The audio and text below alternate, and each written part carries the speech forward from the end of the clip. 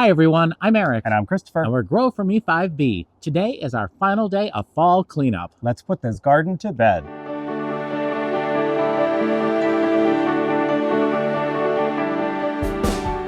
After a very successful gardening year, we've had an amazing season.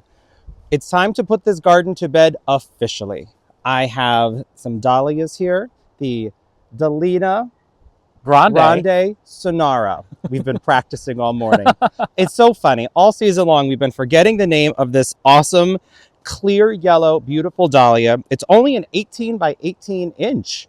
So nice to put in the landscape as a frontage border, which isn't often what you can do with dahlias. Yeah, and we kind of ended up with them in this spot to fill the gaps between the foxgloves as we were waiting for them to grow. Yeah, so we have 1, 2, 3, 4, 5, 6, 7, 8, I believe. We'll see how many come out. Yeah, probably 8 or 9, I bet. I'm going to use this awesome little T-handle fork. This one we got from Gardener Supply and have never used because we've never had dahlias to dig up like this. Wait. I think that's a lie. We used that to dig our potatoes out. Yes, we did use it for the potato. Okay, there's a little dirt right on there. So all I'm going to do is start a little bit away from where the tubers are so I don't pierce the tubers. And just loosen this ground up. See what we get. Apologies for the shadows. You know how the fall sun can be. Wow, that's pretty tiny. This is the most interesting thing. I don't think... Wait, there's little baby tubers. Well, it's a Dahlia, right? It's a hybrid, from what I understand. Yeah, so, well, let's see what we get. I'm just going to put them in the... So we're going to put them in here for transport. We'll lay them out on the driveway to dry off, but this is just where they're going for now. I just wonder if because they're hybrid, the tubers are just really tiny. Yeah, I don't know. Well, I might have to do a little bit more research. I guess so. We did reach out to some of our proven winners. Who was it? Heather? Yeah. Yeah, and Heather said that these could be dug and stored. So, I mean... Maybe? Can you store this? I don't know. She said that we could. This looks like this isn't a tuber. No, yeah, no, I have no idea. Maybe it's corn? It looks like you don't even really need the fork. I am impressed with how great the foxglove foliage looks. Yeah, the foxgloves look beautiful. And these are all the reseeded ones. These are all brand new that grew up on their own. I wonder if we lay these out to dry on top of one of the elevated beds. A tuber! Oh, see, they do have tubers. So this is very interesting. Okay, so we have not gone off the deep end. Well, I mean, not about this. Not officially. Not in this capacity. There is no diagnosis yet. Tubers! Oh, good. Should we lay them out on the elevated bed to dry? Oh, that's a good idea. We'll just lay them out over here. I don't think it's going to freeze tonight. Well, hopefully they're dry by the end of the day, right? Yeah. Or at least dry enough to knock the dirt off of. Right. I don't think I'm going to do a division on these. I don't think they need to be divided. Yeah, I don't think this needs to be divided.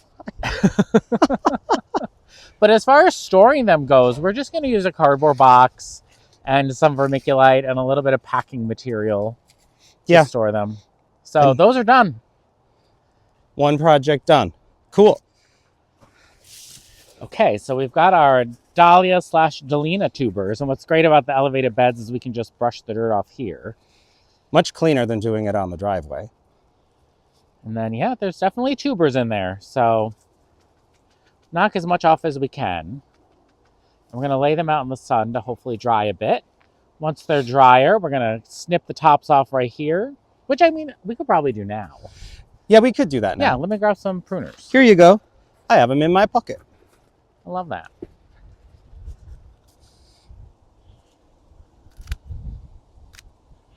So just, cut them to leave a little stub. It's so funny when I think of dahlia tubers, I think of giant clusters, but that's okay. Just leave that out. I And mean, they had a lot of foliage and a lot of flowers for being this big. So we'll just leave that out to dry. And I'll keep going. Oh, see, yeah. Oh, that looks like a real one. Yeah. So interesting. So different. Just so tiny. These were a really nice late addition to our garden, and I'm looking forward to them having the whole season. Yeah, these pruners definitely need a sharpening. We're really bad about tending to our pruners. Yes, we'll be having an evening of pruner sharpening sometime this winter. Sounds we will. Really fun. Yeah, because remember last year for Christmas, I bought you all the sharpening equipment. That's true. Oh, look, I divided this. Oh, you did? Inadvertently. Does it have all the stuff on it? It has a... Yeah, look, right there. Tuber, neck, and a growth point. You did it. Thanks. You did a great job. I'm just going to switch these out for sharp ones. While he's doing that, I want to show you how the strawberries are going to sleep. But it's so interesting. They keep putting out new foliage. And this is some rosemary that I started from seed this year that we did get to use a bit for cooking.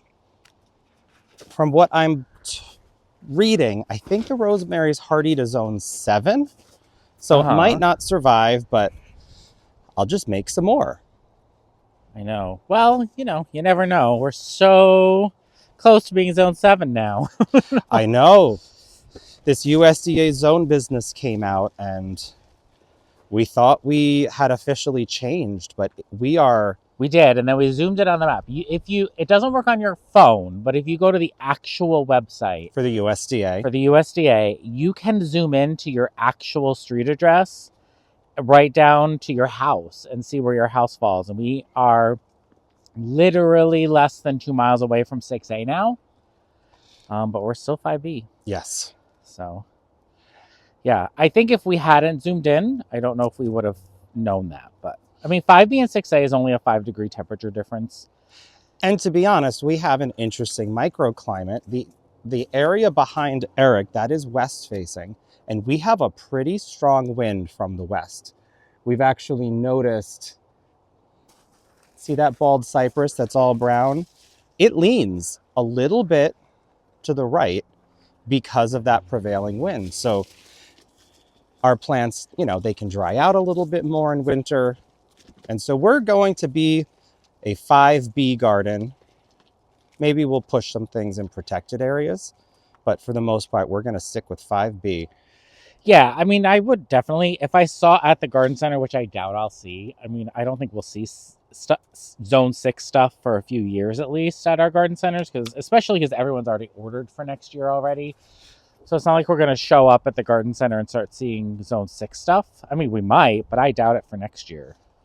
It's interesting. And it's also, you know, we didn't get assigned new weather. They just used the data they've been collecting for the last however many years and realized, oh, it's a little warmer than it had been. And right. And it's you've already been gardening in this zone. It's an average of like 25 years, isn't it? I want to say like 30 years. Okay. But don't. So it's an average. It's not, we woke up one day and suddenly we should be warmer. Yeah, and it also does not mean that it's not going to go below that temperature. Yeah, it's an average.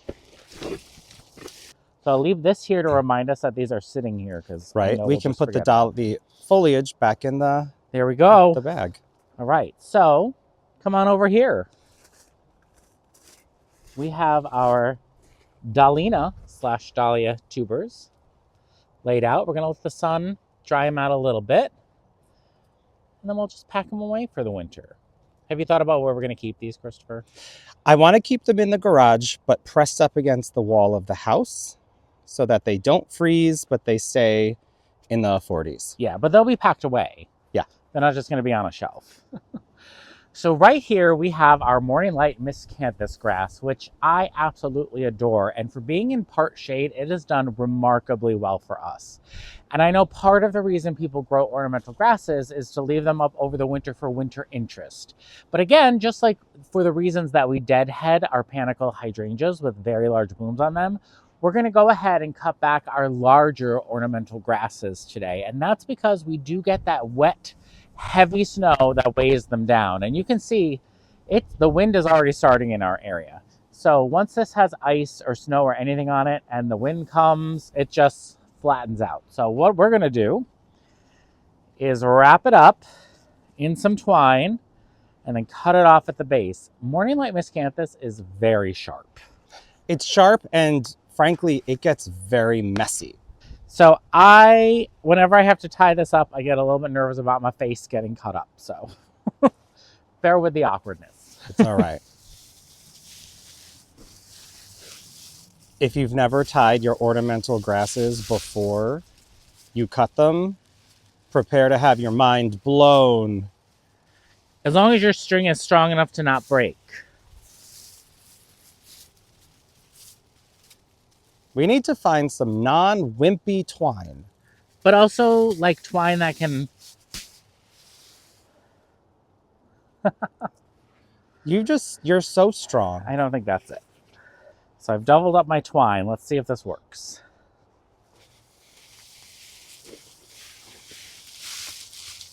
Have you seen the videos, Christopher, where people braid their grasses? Yes, and I tried it once. I don't think the grass was big enough to get a good grip on it.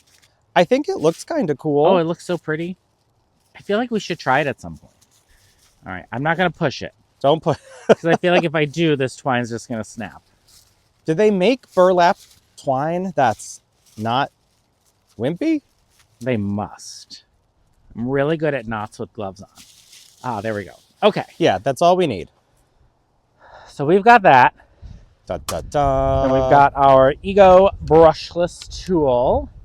And this is battery operated, so it's very handy. No gas. It's so lightweight, too. Don't need to plug it in. I'm sure Christopher can put a link Yeah. in the description for you. It's a great gift for the holidays.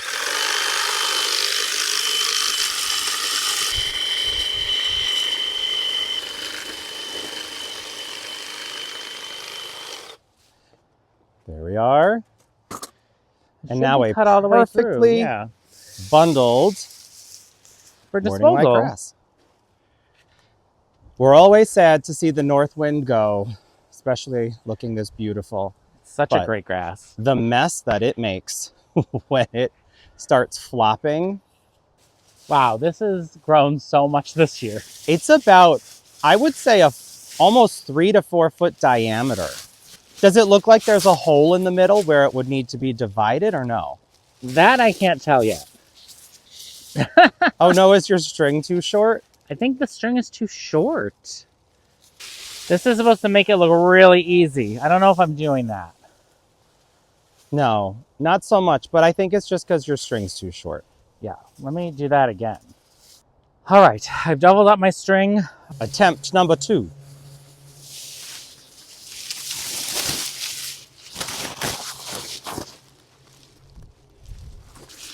This grass has gotten so big.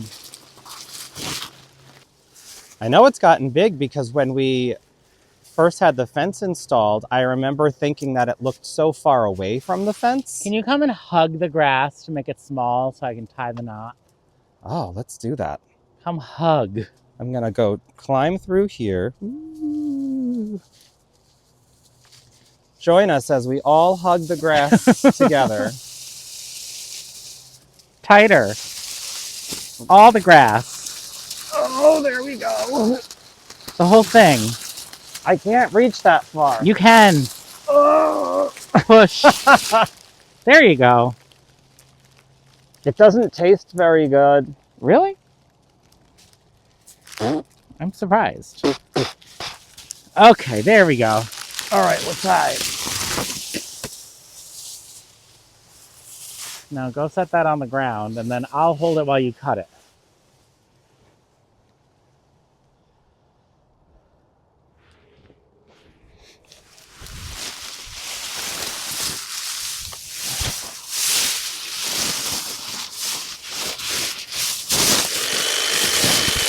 Please don't cut my leg off. Why don't you start from this side and go out? I'm so petrified they're gonna cut my leg. So the back corner of our garden, as you can see, is definitely a dried up collection of things. In the back, we have bee balm and milkweed that are covered in birds, along with that winterberry I mentioned. And then over here, we have agasaki that still has seed heads on it that we've been seeing the little tiny birds on. But this pink lemonade baptisia, it's time to go. Yeah, we're gonna cut that back. We're leaving everything with the seed heads for the birds. Yeah, and these, they've long dried and dropped their little rattle seeds. This is 5 plants. Yeah, and we planted them as little quarts or 1 gallons, and they really, every year, they basically double.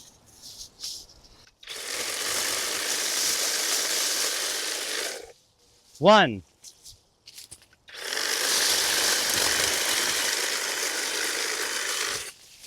Two. So when they say how big they're gonna get, believe them, because they do get really large.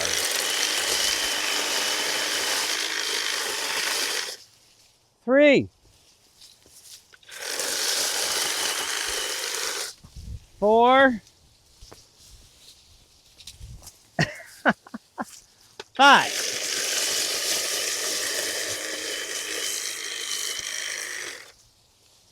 Okay. Christopher, do you think you can show on screen what these look like in full bloom? Oh, absolutely. They are so worth it. And they really do have a beautiful foliage texture for the rest of the season, but those blooms are amazing. Can I hand this to you? Sure.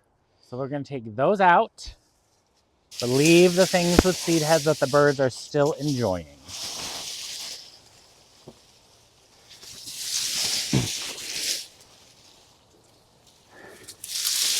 You know how we have some voles in the garden? Yeah. I think a lot of them live under here. The voles? The voles. Oh. There's a lot of tracks and... Maybe we got to try some Molmax in the winter? Does Molmax work in the winter? I know it has to be watered in. It's basically pelletized castor oil, right?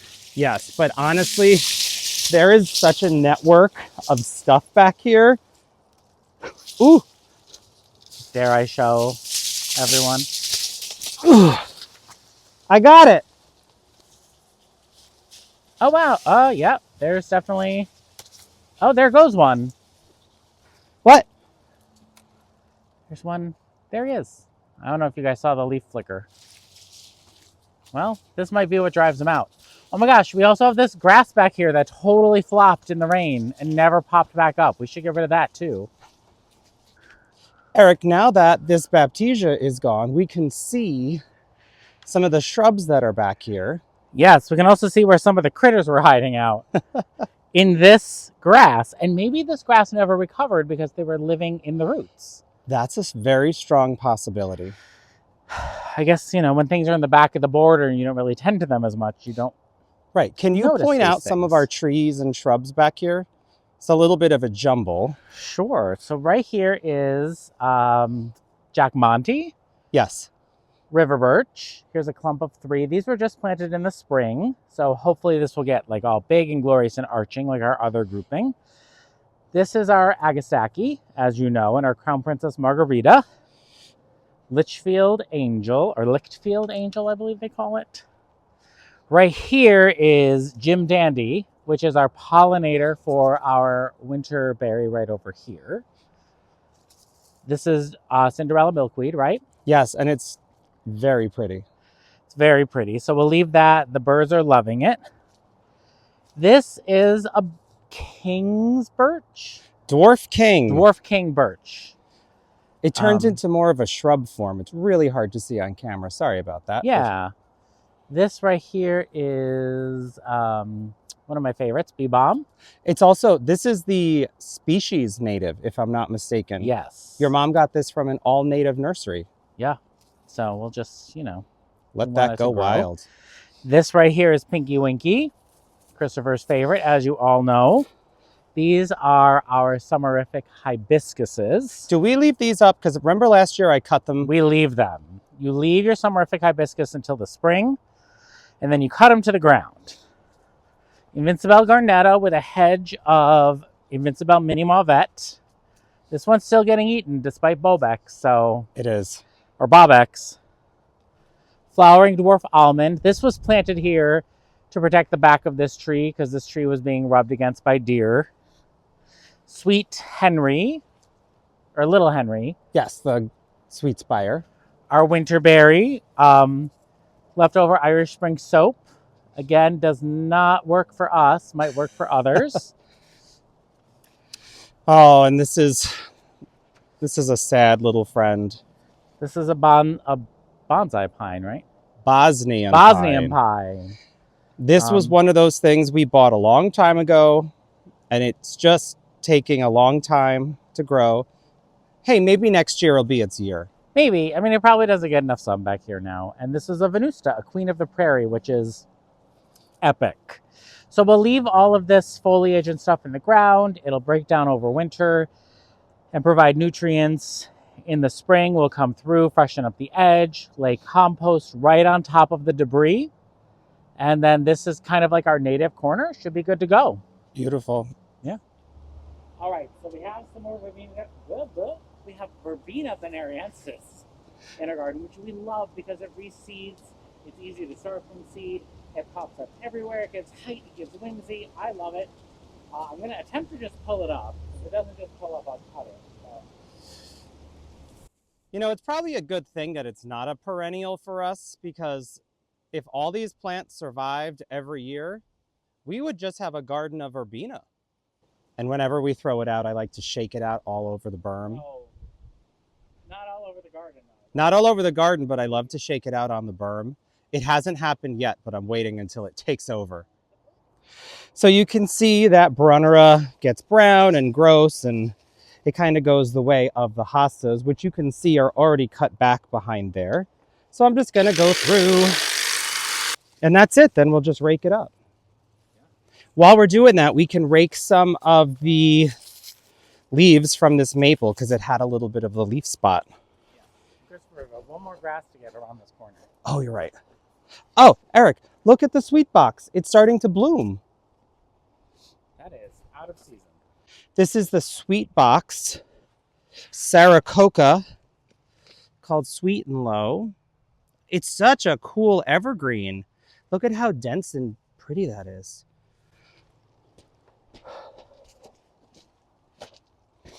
We also have to unhook the drip today. Yes.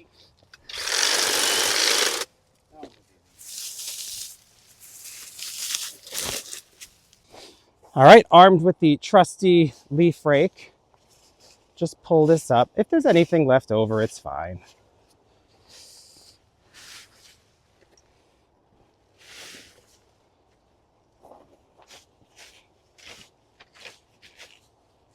Fall cleanup isn't a perfect science. So in our recent video where we talked about installing a basic drip irrigation system, we talked about how the only winterizing we have to do is to take this section away. And it's very easy because you just unscrew that little piece there. Make sure the water's turned off, of course. I've done that the wrong way before. And then I'll just slide this tube right off and unclip the quick connect, and that takes away the pressure regulator, the filter, and the connector, just because they're smaller parts and we don't want them to freeze and thaw. Yep, so you can see I just took away this little tightener fastener thing, and I'll slide our black drip tube off the barb, slide up the quick connect, and this will go in the garage for the winter. This side I had misplaced the locking mechanism, but thankfully it still worked in the short time. That, unhook the quick connect, and these will now be safely stored for winter. So right here we have one of my favorite clumps of river birch. It is probably not the perfect time to limb up river birches or birch trees in general, but I know it's a better time than in the spring, because in the spring is when the sap is flowing, and those fresh wounds with the sap oozing out of them is what attracts the borers. So it's best to do it later in summer, later in fall, but I like to wait until most of the leaves have dropped because you can see the structure better. And I like a highly limbed up tree. It'll help the things underneath it stay sunny. It's easier to get the mower by. So we have three groups. We have this one back here. This one we've maintained pretty well because it's, you know, in the garden. And then we have another one over there that hasn't even dropped leaves yet. Anything that's going inward, I'm going to cut. And these are Corona Loppers. Cuts up to 2 inches. Max forged steel strength. 3 times increased power with less effort. Yeah, less effort is good.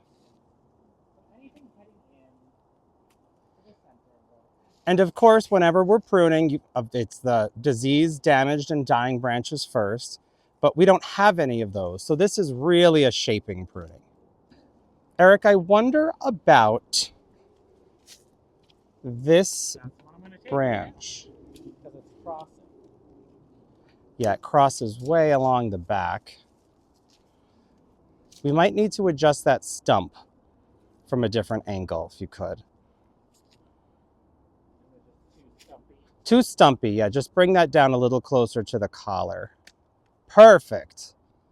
It's amazing how quickly you can open up a tree just with a few snips. Yeah. I love it. I'm torn about this one, but I think we should leave it, right? I do. Eventually, those two branches are going to grow into each other. Yeah, that's the problem.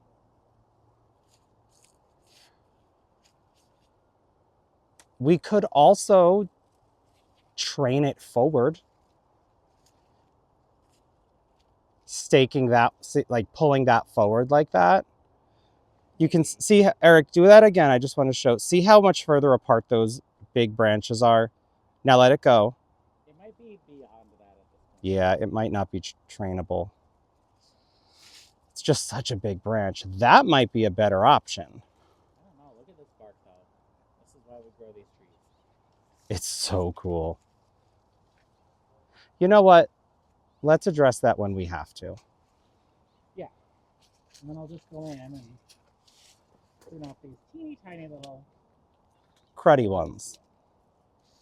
This is definitely the first tree that we've gotten to see this grow from something very small. Tiny little treeling. I love this tree. Just cleans it up, opens it up a little bit. Don't be afraid. Dare I? Do it. That's daring right there. After I just said don't be afraid, I questioned myself. I feel like this is pretty good. I think that looks great. If you stand back here with me, you'll see it's just got this really nice open appearance. Okay. This one we definitely let go too long. Yes, we did. So this one has a lot more to cut off. This is really hard to mow underneath, and we only do it a couple times a year, but oh, it's a nightmare. This is gonna look, I feel like I should leave that though. Yes, leave that. But this one has to go. Yes, that has to go. Because that, at least as it grows, will make this look like a Yes. tri-stem. These were tri-stems, and then one of the big branches died off. Do this big one in front. I'll get there. Don't worry. Yeah, these are rubbing against each other. Oh, here we go. Big severe prune. Ah, look at that.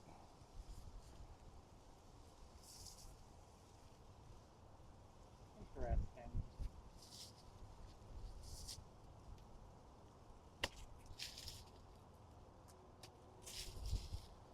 There's probably people watching right now that are like, massacre! I don't know. I kind of want you to take this other bottom one off. I want it, but what if it grows all pretty? Oh, it will. You're right. You know what I mean? Just limit a little bit so that... Yeah, I will. You have the smaller pruners on you? Oh, no, where'd you put them? I probably dropped them on the ground. Oh, you did. Oh. Right here. Ta-da.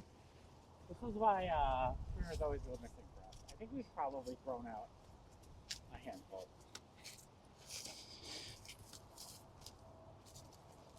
They're quite entangled right here with each other. I think this has grown the tallest of all of the birches we have. It's like sitting back here saying, look at me. We Oh, yeah. spring soap in here. I feel like the deer came and ate it. Has anyone Would experienced? they have just come and eaten the Irish spring soap? I don't know. Nature is a mystery. That's going to be much better. Yeah, by next season, this will already have peeling bark on it. Yeah, and then it'll give us that trio look.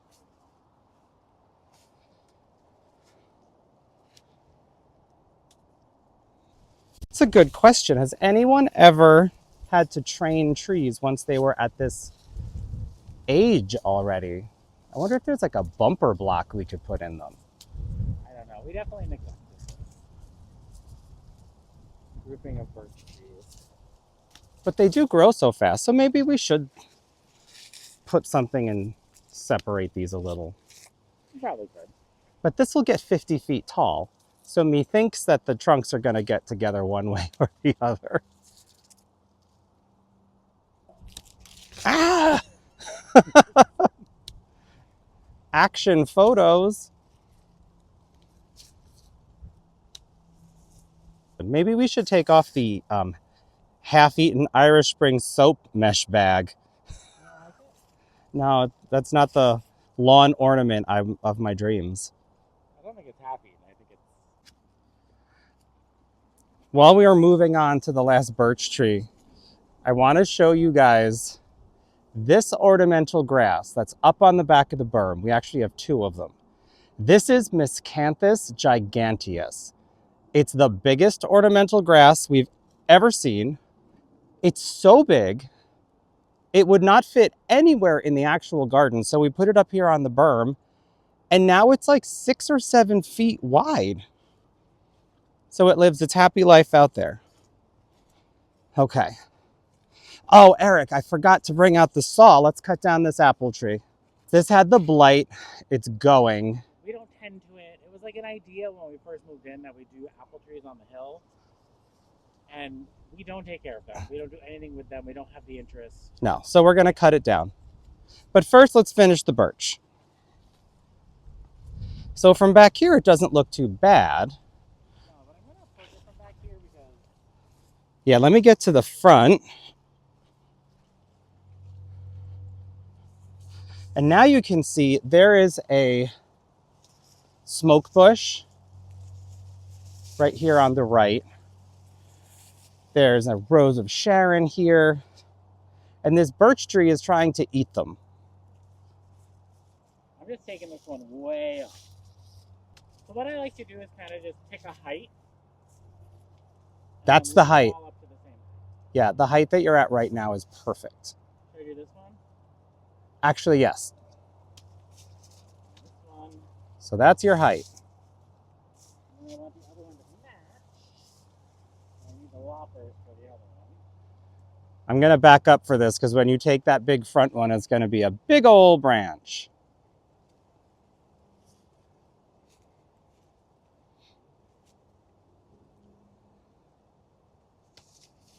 That's pretty easy. I feel like the trees were smaller than this when we planted them. Yes, they were. He's going to be so happy with this when he sees it from the front. Looking better? Oh yeah, you're going to be in love with this tree. I love the river birch. I just don't love when they're super messy looking. All right. Easy smeezy. Easy schmeezy. Come look.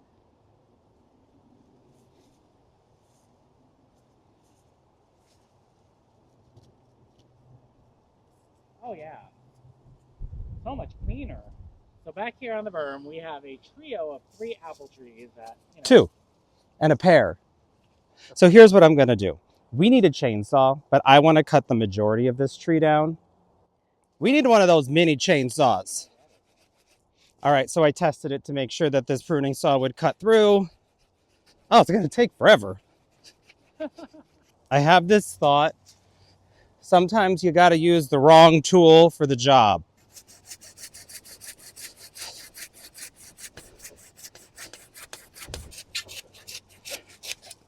Good, at least this, We'll break this down a bit. this, whoa! Weird how that's rocking. I wonder why it's rocking. Why is it doing that? This tree was planted 5 years ago. Obviously, it's not a healthy tree. Yeah, that's gonna come out real easy in the spring. One more big chunk to get through.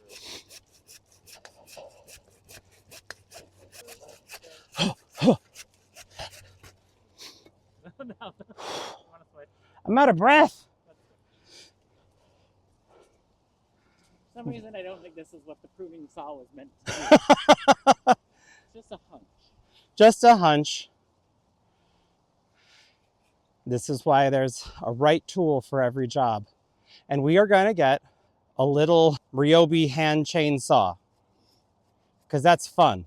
Timber. See, this is the relatable content that we're looking for. How to use the wrong tool to cut down a tree. We did it. We did it. Let's bag these up and maybe survey the scene and see if we have any other chores. Yeah. Well, thank you so much for joining us today as we are tidying up the garden for the winter, putting it to sleep. But do not worry, we are not leaving you. We are not done for the season. There's still more to come. So thanks again for joining us. I am Eric. And I'm Christopher. And we're Grow For Me 5B. Thanks for growing with us.